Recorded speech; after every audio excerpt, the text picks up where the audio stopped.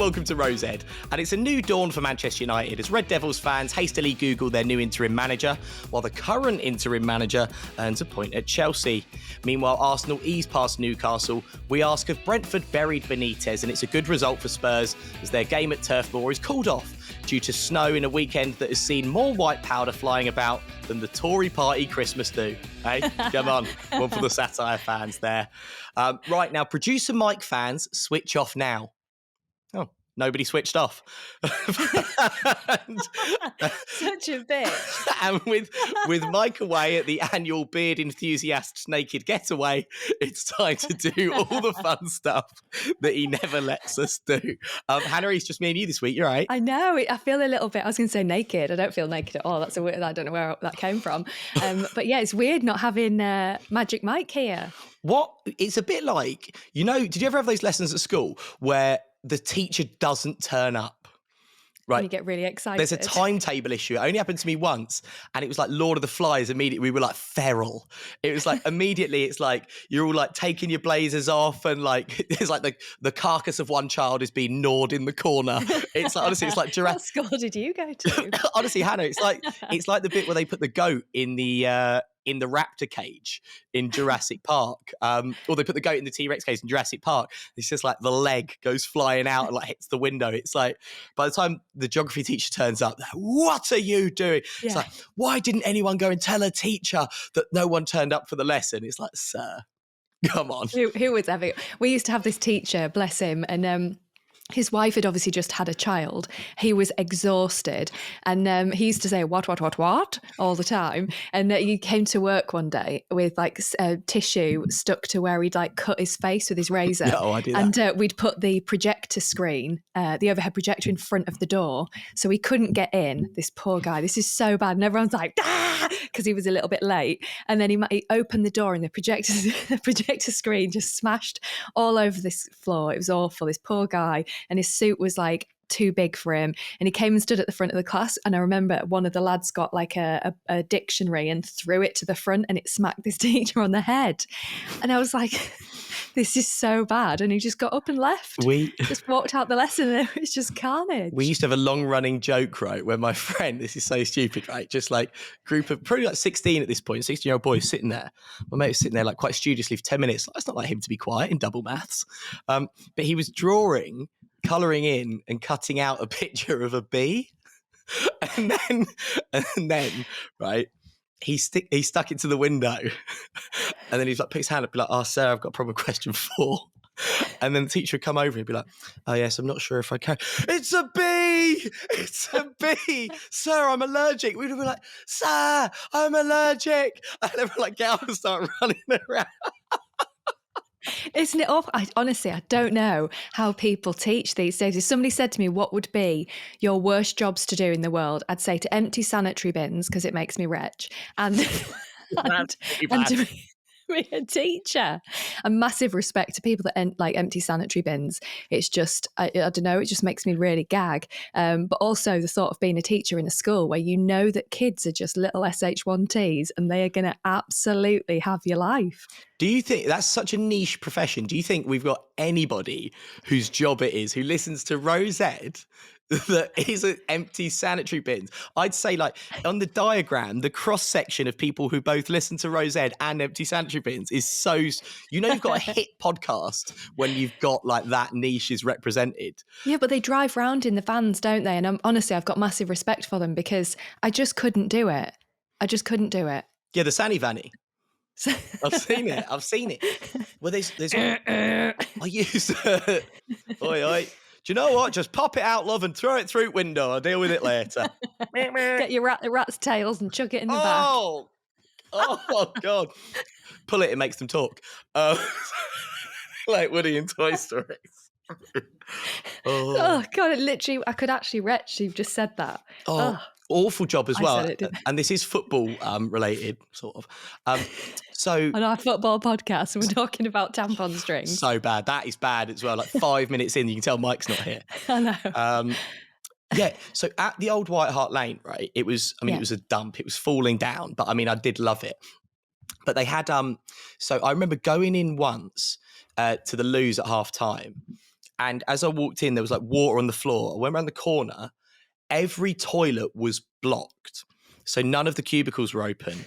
So all the urinals were full. So every single sink was also occupied with people urinating. And there was wee coming out of the sinks and onto the floor like a waterfall. And people are just doing that. And he's splashing everywhere going, oh, yeah, you're right, Dave. Yeah, you're going down to Victoria for a pint afterwards. Yeah, I might nip into Islington. Yeah, nice. How's Karen? Yeah. And he's like, what are you doing, you Neanderthals? But you also did it. Yeah. I was like, oh, where's Victoria, mate? Sounds all right. Yeah, £2.50 for a Carly. Smash it. See you there, mate. Yeah. Yeah. Oh, scum. If there's American football fans who listen to this, right? So I've been looking at our stats and like 40% of our audience is in America. Does that happen? They're gonna think we're so weird. Yeah, Brits, we are. Do you know what, right? Because I was chatting to an American lady at the gym. And, Of course you were. Because, sure. Yeah, I think this is an Joe's accident. just flexing his knot in a bit of thread. Yeah, my flabby bingo wings. There we go. But she's Canadian actually as well, so that's the whole continent insulted. Sorry, guys. Yeah, it's totally savage. But she was saying you come here and you think Brits are all kind of like Downton Abbey, and then you get here and you realise that we're just scum of the earth. Just the words, this horrible little like race on an island of just like grumpy, drunk people. Pissing in sinks. Yeah, pissing in sinks. Like, bloody Americans, what do you want? I'm Canadian, shut up. Same thing. Yeah, nice one. So, Hannah. Yes. I think I know what you're going to say. It's time. You're grabbing your tits? Sorry. I'm grabbing my double Ds. But it's time for things that make you go, This is like, when is this never going to be uncomfortable to watch? Like, people listening to it probably think that's a weird noise and he's really embracing it. But to have to watch you make a sexual noise and like lick your microphone is really like, no, it's just too much. So it's too much. What made you go, this week, Hannah East? Well, I've been in isolation. Yeah. No, so Rudy's what must made have been off the table, I'm guessing. For what made me? Yeah, I couldn't schedule it with Andy East. He wouldn't even come near me, like at all. Mind you, every time I was going downstairs, I was putting like a full body suit on, like a full white suit. You mean on, like a hazmat suit? Because that sounds like you're dressed as like Catwoman or something. Yeah, not a pleather one. It was like a full. Go away, hiya, babe. Like a full body suit with a face mask, gloves, everything to go downstairs to get a drink once a day. I took my isolation from my family very seriously, so they wouldn't catch COVID. But yeah, United got a point against Chelsea, so that's what's made me go this week, and I'm not making a sex noise like you do. That's what I mean. What's made you go Well, I tell you what did make me go actually was when on your date yesterday. They didn't go on a date yesterday, so actually, well, joke's on you, because this week I've been at the British Curry Awards and at the Lego Carousel in Covent Garden, so busy week. Oh my god. Oh god, really doing the kind of the Z-list London tour this week.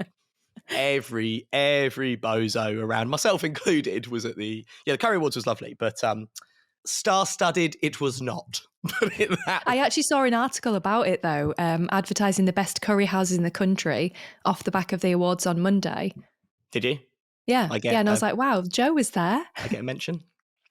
No, they failed to mention me, didn't they? Good. It's the third time I've done it as well, Hannah. Third time I've done it. Is it? 34 years old. I wanted to, Hannah. And did you get food? Did you get curry and stuff there? No, it was even worse than that, because by the time we got to the place where they were doing all the food for the crew, there was only rice left. Oh, devastated. Big bowl of rice. And you finished at what, 3 a.m? Finished at it was like 1 a.m, yeah, 3 a.m. at the Lego thing last night. God, I'm going to Birmingham tonight. I don't know what I'm doing. Oh, what a life. I thought I was going to win a BAFTA, Hannah, by this age. No, never mind. Onwards and upwards. Yeah, the thing that made me go, oh, God. Was, that's the spot. Joe. Was Tottenham's game against Burnley being called off? Because I thought it was quite nice that Antonio Conte's potentially got more time to work with these players, because he said that he's opened up Pandora's box now, hasn't he, Hannah? And he's realised that perhaps even he can't polish the turd that is Tottenham Hotspur. He basically said, like, look, after the defeat by Enes Moura last week, that Tottenham are essentially as considerably worse than he realised, basically. Basically shitter than what he thought they were going to be. Yeah. Do you think he knew that though, Joe? Like, do you think when he's saying he's got, a challenge ahead and he gets that now, do you think that surely he must have known the difficulties he was going to face? Is that one of the best managers in the world? Yeah, I think he absolutely knew. And I think it's a tactic, again. Basically, he's kind of thinking like, as soon as we lose and play really badly, I'm going to spin this so that I can sign some players in January. Because I'm not going to lie, there's a lot of absolute dross at Spurs. There's obviously some good players, but you would probably change 4 or 5 first-team players straight away. Who? So I think the centre-back situation needs a good look. Romero's a good player. Eric Dyer, I love Eric Dyer and I've got so much time for him. Of course you do, with his vegetable patch. But he's just such like an adorable legend. Whether it's running off the pitch for a poo or fighting fans in the stands, Eric Dyer. Try Eric Dyer. Need a new hero. Do you think he's the sort of person that would win a sink as well? Yeah, but he wouldn't want to because I think he's quite polite probably. He's like, the toilet's blocked. And I'd be like, no, just go in the sink, Eric. No, no, don't worry. I won't tell anyone. He's like, the dog shouldn't go in the sink. Mummy says no. Just go in the toilet, Eric. Come on. Good boy. And then I'd have to pull his little trousers up for him. Thanks, Joe. All right, Joe. Oh, sorry. In a different direction. Anyway. Have a proper look at Eric Dyer's vegetable patch. So you think he would need to leave? I think you would. He's a useful guy to have around because he's willing to like pitch in and get involved, never complains or whatever. He can't. Actually, he's played really well so far. But I think you probably need 2 new centre-backs to be your starting centre-backs. A lot of people talk about Hugo Lloris as well. I think Hugo Lloris has been fantastic for the past 2 years. He's probably, apart from Kane and Son, the only player that has been. Central midfield, Pierre-Emile Højbjerg's good player. Don't know whether Ndombele is really going to cut the mustard, to be honest. I think he's got all the talent in the world, but he just doesn't really have that much kind of tactical awareness and tactical discipline. And the thing is, like, I get it because he's probably every club he's ever been at. He's like, well, I'm technically the best player here. And it's like, yeah, that's fine if you're playing in the park or whatever, but real football, you need... Like, and I'm not trying to patronise him, but like you need, like skillful players need to be tactically aware and work within a system. Unless you're Ronaldinho or Leo Messi or Zinedine Zidane and you're like an exceptional generational talent, where you can just go to the coach, actually, I'm just do whatever I like. And they're just like, oh, okay, fine, because you'll probably just win us the game. Then he's not that good. So I don't know if he'll last, to be honest. Lo Celso's all right. Harry Winks, I've got no time for at all. I think Oliver Skipp's a decent player. Harry Winks. Casually wink at the screen there. That's me skipping. I was going to do my meeting a skip. I was going to jump up and down, but it looks like I'm gyrating on my chair, so I'm going to stop. Things that make you go, but right. I think potentially 2 new starting central midfielders. Lucas Moura is a really, really good, busy player. But again, probably quality-wise should be coming off the bench. So I think you would need a third man to play up top with Kane and Son. So I feel like there's a lot of work. Is that because you need someone to feed Kane? You need someone to feed Harry Kane. You do. Yeah. You do. I'm surprised you didn't say anything. Give him a snack. I'm surprised you didn't say anything about Harry Kane there or Son. Are you happy with them to stay in the team? Are you happy with Kane to stay? Son, will he stay? Son is an exceptional player. Like, I've got him in my fantasy football team this week. There you go. If you needed proof, guys, there you go. Listen, I'll tell you how good he is. He's in my fantasy football team. All right. And he's a smashing little fella as well. Bless him. I think he's so cute with his floppy hair. But so Son is an exceptional player. Harry Kane's obviously an exceptional player. He's just bang out of form. And I just think that's kind of, people are always like, sell him. And it's like, yeah, but like, if you get 150 million quid, fine. And there's a lot to rebuild there. But I don't think Antonio Conte for a second is going to be thinking, sell Kane and rebuild with that money. He's going to be thinking, no, I want to keep Harry Kane. Spend another 100 million getting rid of the crap that's sat behind him. And sort the rest of the team out. Yeah. Yeah. And we always do it. It's like, get rid of Kane. It's like, yeah, but what about when he rediscovers his form in 2 months? Like, who are we going to how are we possibly replacing that kind of player? I think there's a lot of work to be done. And I think there's no way Conte would have come without money to spend in January.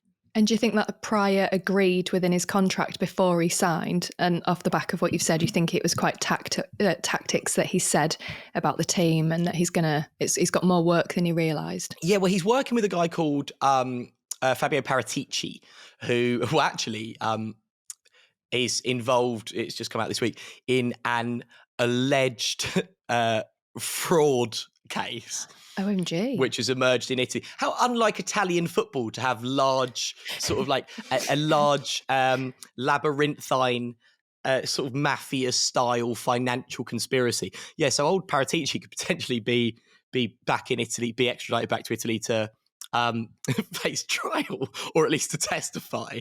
Wow. They love it. They love a criminal conspiracy in Italian football. It's like every time it's like, we've cleaned up our act. And then 10 years later, it'd be like, fuck it, everyone's forgotten, haven't they? Right, let's go again, lads.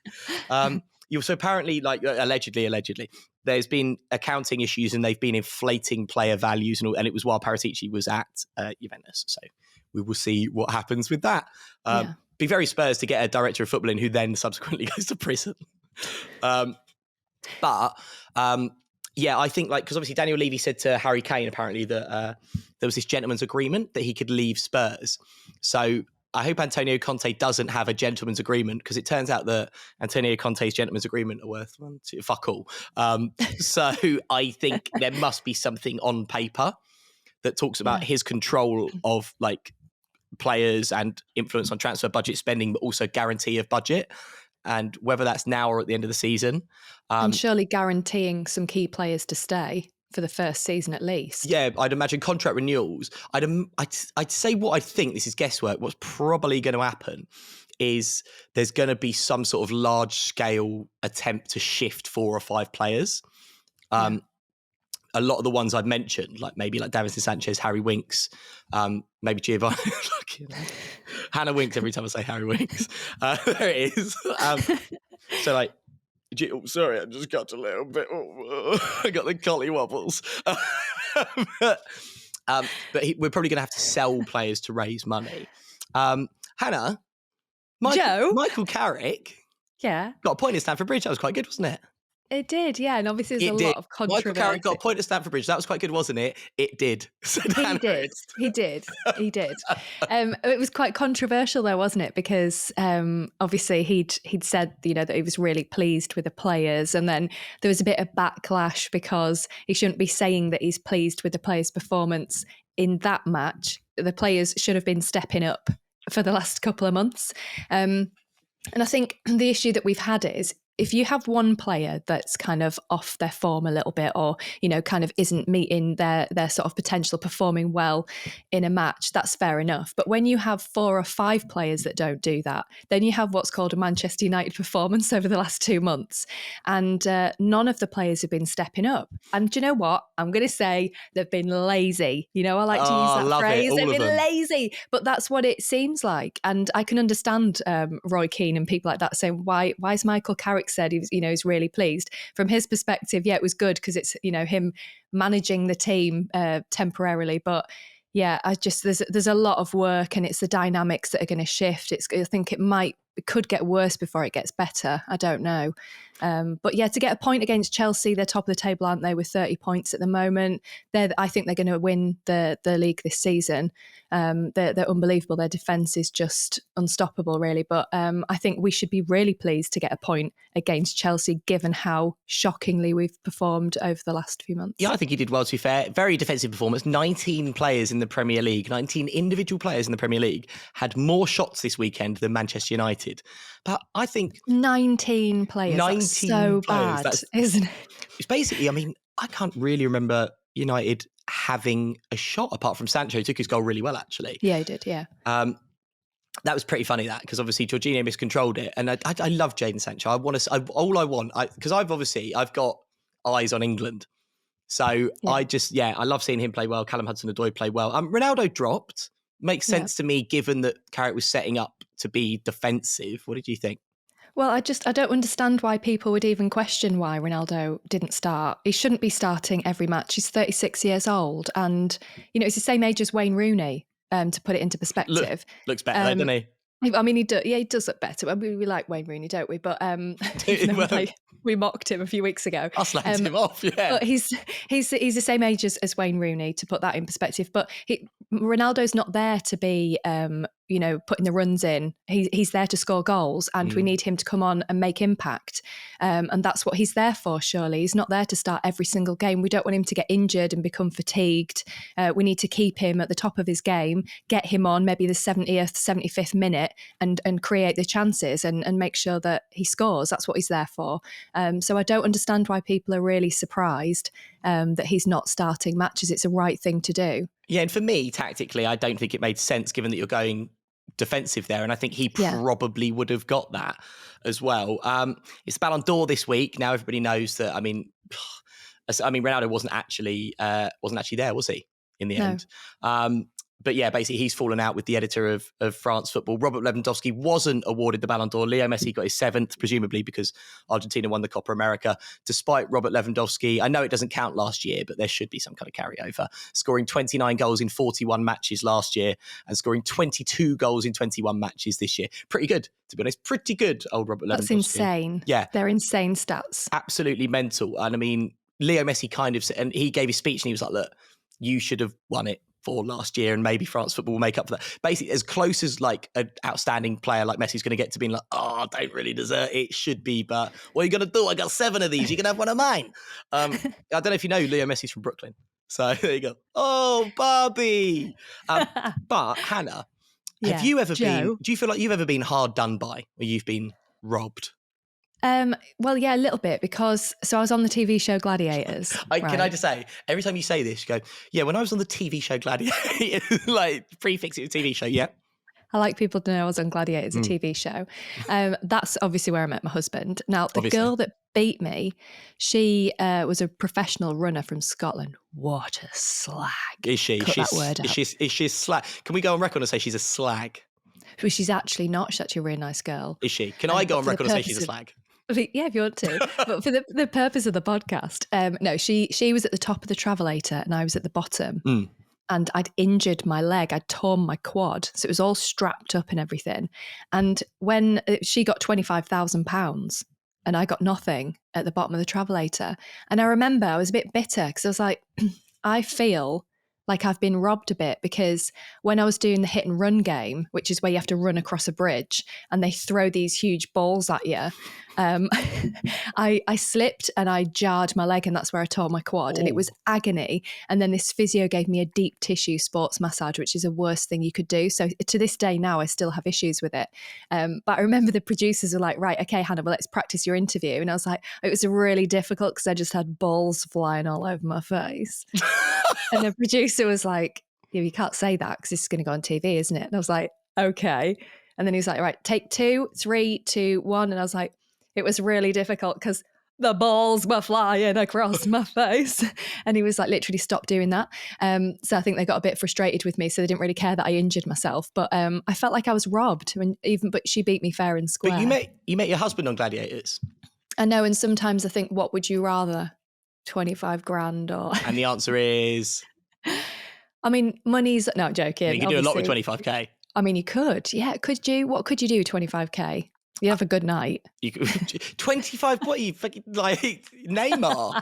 25 grand. Yeah, you could have a pretty good night with 25. That's why I've popped behind the bar for the Rosé Christmas party, by the way.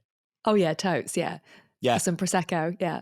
Yeah, Prosecco, got some crack cocaine, some crystal meth and some strippers. So I thought that's probably... Okay, cool, yeah. Sounds good. Merry Christmas, everybody. It's also worth saying that, we are going to be doing a live stream that day, aren't we, Hannah? We are. I mean, and we're going to be drinking alcohol whilst doing it as well. We're in a studio. We're all going to be dressed up. There's a photographer. It's going to be live and we're going to be drinking. I can't see what's going to go wrong. Absolutely not. It'll be fine. Totally fine. When do you feel like you've been robbed, Joe? Well, I was trying to think of like times I've been wronged, right? Okay. And so the only time I could really think of, I mean, I've been wronged several times in my life, but I've never really like won anything. I told you about faking an asthma attack, obviously during the backstroke race when I was at school, but I was coming last in that anyway. But I was thinking about times like something unfair has happened to me. And a memory popped into my mind when I was at Oceana in Kingston when I was about 17, right? And me and my friends were in, because you've been to Oceana, right? Yeah. So Oceana is a club up in the UK, right? And it's got all sorts of different rooms. It's got the hip hop room, the cheese room, the Dancing ballroom. R&B. Yeah, exactly. The R&B room. That might be where you do some like some snogging. Slut drop in. Yeah, exactly. Yeah, play a bit of tonsil hockey, kind of thing. You don't want to lick someone's tonsils. Anyway, right. And then you got the ballroom where they play like the modern pop music. And then you got the karaoke room as well. Well, we certainly did at Oceana in Kingston. And me and my friends were like sitting in a corner booth, like chatting, probably like, oh, that girl's fit, that girl's fit. Oh, what do you think about the football? Probably doing what we've been doing for years, like trying to name your best ever Premier League 11 or whatever, which we still do now. And there was a girl singing karaoke. And like something, my mate said something, and we were all chatting away. It's about 200 people in this room. And like we're chatting away, and I was like, oh, laughing at what my mate said, blah, blah, blah. Literally, the record stopped, as in like, the record stopped, the lights went up, and the DJ went, I'm going to have to bleep this up, and the DJ went, what are you laughing at? And like I was just carrying on chatting to my mate. We all looked around, and looked over, because obviously we looked where the noise comes from. The DJ's looking right at me. And he's like, what are you doing laughing at her? Like, you get up here and give it a go if you think you can sing then. And I was like, there's like 200 people in this room. And I was like, what are you talking about? And he was like, Oh you my God. laughing at her, mate. It takes a lot of balls to get up here. And I was like, I'm sure it does. Like, I'm just talking about Aaron Lennon's goal at the weekend. Like, give what you like, literally in front of this whole room. And then like, Oh my God. and he like was furious, put the record back on, like turn the lights down again. And everyone was like looking at me and laughing. Went over to him, I was like, what the hell was all that about? He's like, oh, you taking the piss? I was like, really wasn't. He was like, no, go away. Go. And I was like, it was really bizarre. But I think I've got quite an objectionable face, right? Because this used to happen to me at school. So I would be like, I remember once sitting, so I was quite naughty at school, but like I was just sitting in lessons, right, once, and I was just staring out the window because it was like geography or whatever, so I was bored. And I was just staring out the window, and I sort of came to my senses as I heard, right, Joe, get out. And at the time I was like, oh. And it was Mr. Smallman Smith. I still remember it to this day. I looked around, and he was like, Joe, get out. I was like, pardon, sir? He was like, get out. I was like, why? And he was like, get out, I saw you. I was like, doing what? He's like, I saw you just talking and mucking around. I was like, sir, no, I'm not being funny. Like, I wasn't even listening. Just looking out the window. Looking out the window, there's nothing going on in my brain. So get out. So sent me into the corridor. And then the head of year walked past, was like, Joe Forrester, what a surprise to see you again. I was like, it's so unfair. Like, what? And she's like, what have you done? I was like, literally nothing. She's like, if I had a penny for every time I heard that. I was like, no, but this time you can have a penny because it's true, Mrs. Kyle. Yeah, and I got in trouble. It's like, it's always happening to me, things like that. It's because you've got one of them faces. But how awful being in a club is if you put the lights on. Horrible. That's weird, isn't it? It was dreadful. Speaking of dreadful, segue alert, here we go. Graham Potter was... Yeah. Pardon me. Oh, here we go. It's time for Rosette. Let's have a bloody Rosette. Graham Potter, this weekend, Brighton were booed off after... What's going on here? Yeah, sorry. That's a message on my phone. We're in the middle of a show, aren't we? Brighton were booed off after... We are in the middle of a show, Joe. Take this seriously. Who's just texted you that's just distracted you? The doctor with my test results. Oh, God. And this is genuinely true as well. Read it out. It is true. No, I've got to speak to her about them. Oh, okay. Yeah. Yeah, Mr. Forrest, we've confirmed it is too big. Guilty. The kidney stone, hun. Yeah. All the women have voted, yeah. And you have won the Ballon d'Or. So, oh my God, how many times have you said that? Never. That's what you were saying. That's what you were saying in Oceana, wasn't it? To your mates. You weren't talking about football. You were saying shit like this. Yes, I'm a bit worried about my A levels and stuff. Anyway, my knob, yeah. Ballon d'Or. Okay, now. But Leeds, Brighton played wet nose. Brighton played Leeds and were booed off at the end of the game. And Graham Potter was a bit nonplussed by this, as I think he's justified to be. But Hannah, I was going to ask you, have you ever had a gig that's gone really badly? Have you ever been booed off? So I haven't been booed off. However, I do stand-up comedy, obviously. And you're on the TV show Gladiators. Did you know I was on the TV show Gladiators? Yeah. On Sky One. Did I tell you? Didn't win though, did I? So basically, I was doing a stand-up comedy gig in Derby. And I'm a bit smutty and crude. Are you actually reading your message on your phone while I'm telling you my story? No, about I'm listening. Doing a stand-up comedy gig in Derby. Can you listen, please? I'm listening. I tell you what, Mike would be having kittens if he was. Sorry, yeah, you're in Derby. And this woman, I started off with my one liner that I start off with, which is very crude. And this woman kind of looked at me and looked really disgusted. Now, obviously, comedy is very subjective. So the stuff I will say, I talk about parenting a lot and slag my husband and my kids off, which to me is really normal. If you've got kids and you're married and stuff, you might relate to some of the material I've got. However, if I did the same gig with a woman in her 60s that maybe never had kids, she'd probably not really relate to me. Or maybe maybe I've got one of them faces as well, and she just looks at me and thinks, I'm not going to like you. People decide instantly whether they like you, don't they? And she looked really disgusted, and I felt really compelled to keep looking at her because she was putting me off, because she was going like, oh, and pulling like awful faces at me as if like it's not funny, or like really disgusted with some of the stuff I was talking about, which was actually disgusting. And then I kind of like moved my eyes across, and a guy sat 3 seats down from her had fallen asleep during my comedy gig. That's worse. He'd fallen asleep. That was so. I was so engrossed in this woman being so disgusted. The more she looked disgusted, the more I felt I was exaggerating everything I did, because I was getting a bit of a kick out of it. You're like trolling her. Because she was so uncomfortable, because she made me feel uncomfortable. But then, yeah, the guy a couple of seats down from her was just fast asleep, and he slept for the whole comedy gig. Even like the host was just like, what is going on? The MC, he was just like, this is really weird. Like, he's just slept the whole way through. Like, is he actually dead? Do you do like crowd work though? Do you try and wake people up? Or do you like, if she's disgusted, do you like, what's wrong with you, love? No, so I'm not from Liverpool. I don't do that. I'm not that confident to do it. So if ever I'm going to have a chat with somebody, like once there was a guy sat at the front, and he made a rude gesture when I started my gig, and I just said, listen, let's not start that, because I would eat you alive. And then I don't know. That was my first kind of. So you're going to give him a treat with yeah. So he took his clothes off, I kind of just have a chat with the people, maybe the first couple of rows in front. But the MC is the person that's their role, to get people like awake and the MC to get people awake, wake them up. Just keep them awake. Hannah Easter's on, yep. So let's all kind of keep our eyes open. She's only on for 10 minutes. Let's just enjoy it. Feedback later. So I felt really. I left the gig and I thought, oh my God, as if somebody's actually fallen asleep when I've done a stand-up comedy gig. But he was asleep for everyone else. It's okay. Did I ever tell you about the music festival award show that I hosted in Hamburg in Germany? No, but I feel like this is going to be a juicy story. Tell me. So I got booked to host it's spelt the Reeperbahn Festival. It's a very famous festival. The Reeperbahn is the red light district in Hamburg. Oh my God. But it's pronounced Reeperbahn. I'm not joking, right? Wow. So like, you have to say Reeperbahn. It's like, well, let's just wait till I get to Germany, because I'm not going to say that here. So it's a bit different. And I landed, and they'd sent a car to pick. It was all quite swish, right? And they sent a car to pick me up from the airport.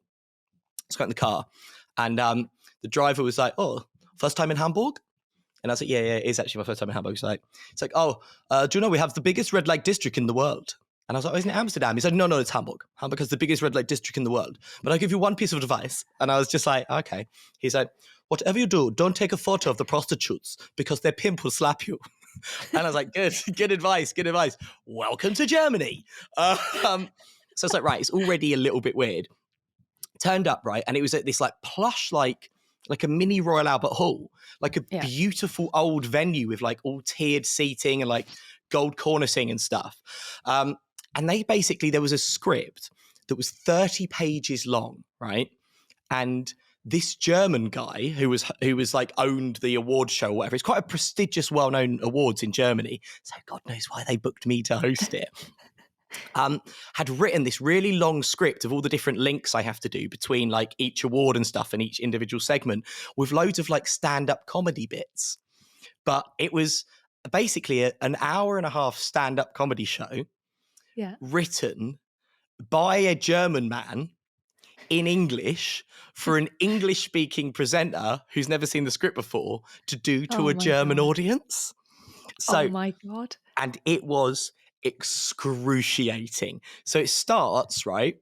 Did you have auto cue? No, it's just me. It's just me on stage, 2,000 people, literally just up and down, like talking, like doing a stand-up. Like it's a bit, I can't remember what the joke was. There's a bit where I'm like doing Bob Marley and I'm like, we jam in. I can't remember why. It starts and I'm in the audience and the spotlight hits me. I mean, it's just, and I've I'm got, starting to sweat at the thought of a gig that you did. How long ago was this? it's about 2 years ago. It was Ugh. awful, right? And basically then at the end, all the awards went wrong because, like, to make it even worse, the judging panel at the end, literally the industry judges that they'd flown in from like all over the world, these like professional musicians and whatever, said, we've decided not to award the last prize because we didn't think any of the nominees were good enough. So I'm on stage trying to fill and just be like, oh, you know, one of them situations. Oh, bloody hell. Did you see the game at the weekend? Awful, How fully big's your awful. knob? Right? Literally, like, I think I got one laugh all night, and it's probably a pity laugh. Oh, Joe. Then afterwards, they were like, oh, Joe, it's fantastic. It's fantastic. You did a great job. You did an absolute fabulous job.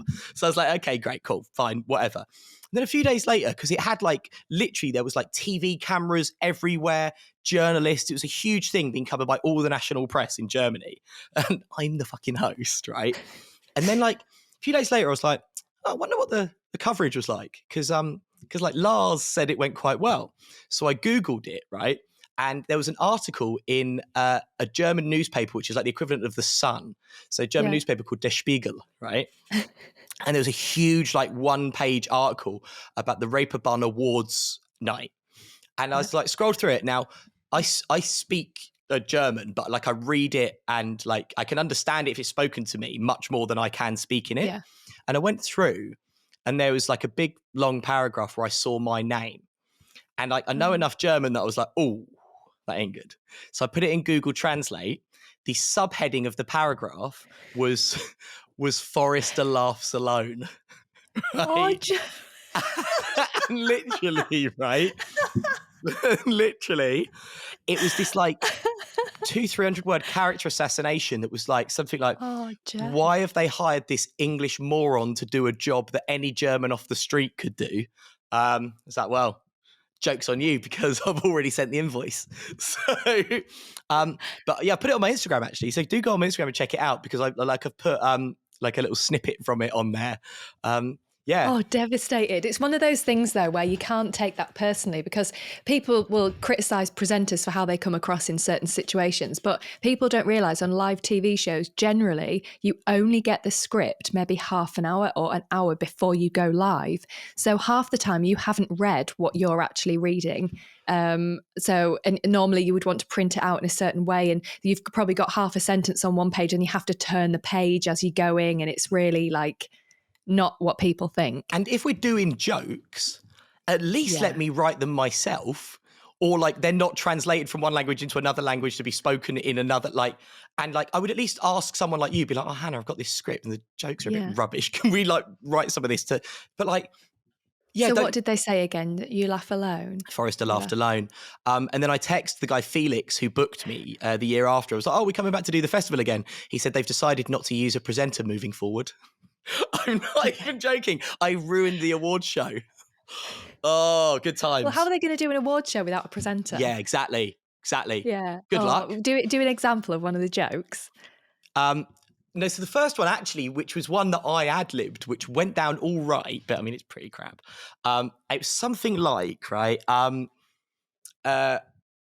John Lennon said, welcome to Hamburg. John Lennon said that Hamburg is the greatest city in the world. But he's also the man that said, I am the walrus. So what does he know? So when you did that you joke, could have at least given me a sympathy laugh. You just looked at me like, all right. So that's why they put it. So when they did that joke and when you did that joke and people didn't laugh, what did you like pause for a second and think, oh, they'll get it in a second? Pause for laughter. Or did it just go silent? Hannah, that was the first joke. What I thought is there's another hour and 29 minutes. And 90% of the show is me on stage on my own, just talking. Oh, it Joe. Was mental. Was it well paid? Very. Was it? Because, right. Okay. Well, that makes up for it then. Like you can talk about it after because you got paid. It's not as if, some of the jobs that we have to do are really shit and you get like hardly any money for. And you know that somebody that's just started presenting will be like, I'll do it for 50 quid. And then you're like, well, I can't like increase my fee from the previous year. Like the one where I had to dress up as Super Mario and do a dance. I had to dress up once as Tommy Ticket and stand at the train station. Who's Tommy Ticket? It's like I was like a jockey. So they were doing this initiative at York train station where this Tommy ticket was giving out free train tickets to people. So this guy had this huge, his suit was just a train ticket, and I was like a jockey stood next to it and I had to like whip him. It was in the paper. And another thing I did was put a ball gown on and walk along the seafront in Scarborough next to a tractor and pick up litter. And I was trying to help clean the beach, and they told me to put a ball gown on. So my dad went and dropped me off in my Fiat Punto, and Dad was like, "What are you doing?" I was like, "Well, I'm putting my ball gown on." And he was like, "For Christ's sake, Hannah, there's people looking. What are you doing?" And so I put this like blue silk long ball, like with a big train at the back, and then got out the car and met these guys in their high-vis jackets, and it was absolutely freezing. And I was walking up and down the beach with a wet, soggy dress at the bottom, and people were taking pictures, and I was picking up litter. And the guy said to me after, he's like, "Can I ask, who told you to wear a ball gown?" Was that your choice? No. The guy that asked me to do it from the council said, "Can you wear a ball gown?" From the council. You never want to take a gig where you're booked by the council either, just as a piece of advice. I know, it's just, oh my God, my dad was actually mentioning this the other day and he was absolutely howling. He was like, "There's you there, and your bloody ball gown mincing down the beach in Scarborough." But it was obviously to encourage people to pick up litter. I think we should do a special episode, Hannah, about worst jobs that we've done. Because we've got so many. My son is so bright. We've got so many, haven't we? Literally so many bad ones. Right, Hannah. So sorry, we just totally digressed then. I forgot we're actually doing a podcast. Sorry. No, it's all gold, really sad content about our sad lives. Our shit presenting careers. Hannah, I've got Mike's not here. So I thought, let's have some fun for once. So I've got a challenge for you. Okay, right. What I want you to do is, because you're an impressionist, I want you to do 10 football impressions in 1 minute. Okay? Okay, how will I know who to do? So I'm going to tell you who to do. Okay. Right? I'm going to tell you the first one, and then I'm going to start the clock. Should I start my clock too, so we do it at the same time? Well, I could just tell you when you've run out of time. Don't overthink it. Okay. Right. Okay. So you're going to tell me I've got to do 10 impressions in a minute of different football managers. Do you understand the rules? Should I give you a symbol to do the next one so we can get all 10 in? Will I get 10 in a minute? I'll just say something and I can just move on to the next one. I think... I'm overthinking it, aren't I? Jesus Christ. Right. I'm going to give you... I'm trying to get a nice clean take.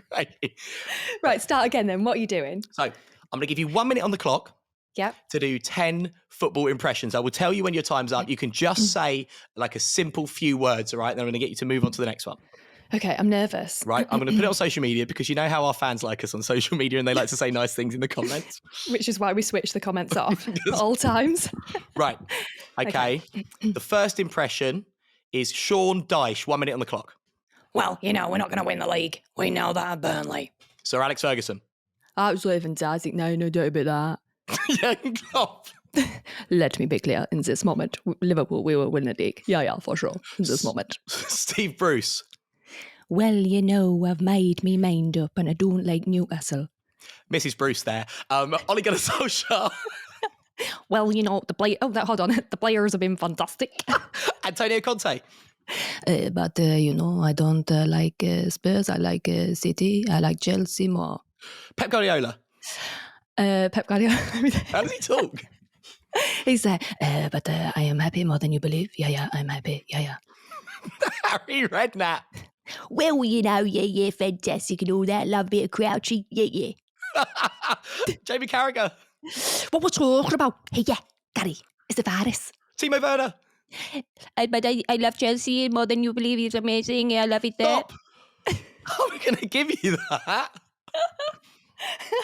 Does that sound like Mrs. Bruce? I think you're doing so many voices at the same time. You just got they all start. You just got confused with who you're doing. I know. No, because your normal Steve Bruce is Steve Bruce, but that was just like, hello, pet.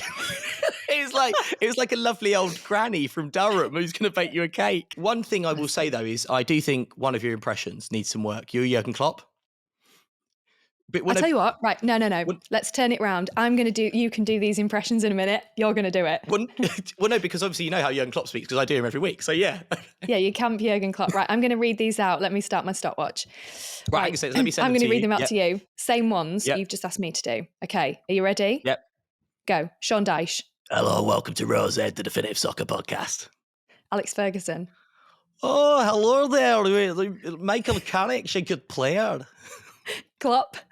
Oh, yeah. We're going to miss Sadio Mane and Mo Salah when they go to African Cup of Nations, but I don't care because I hope they have a nice time.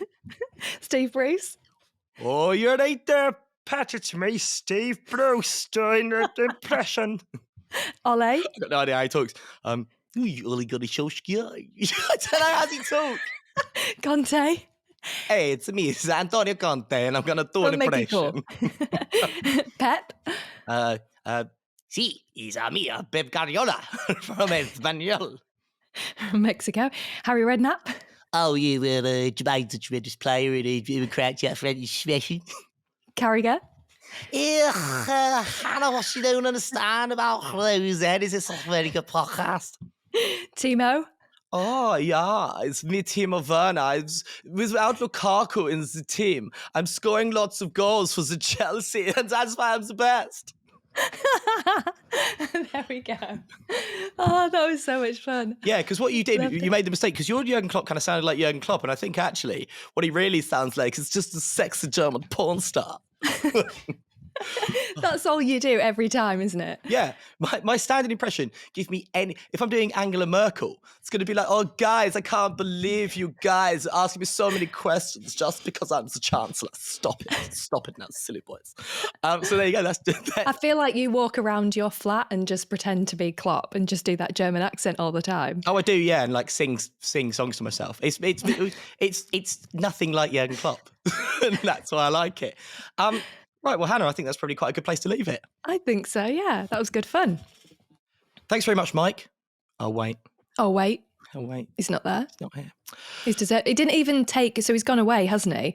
And he just messaged us and was like, oh, I don't have my mic or anything with me, so I won't be able to do it this week. And we were like, is this not the priority of your life? Yeah, he's in Cardiff at some big Welsh beardy orgy.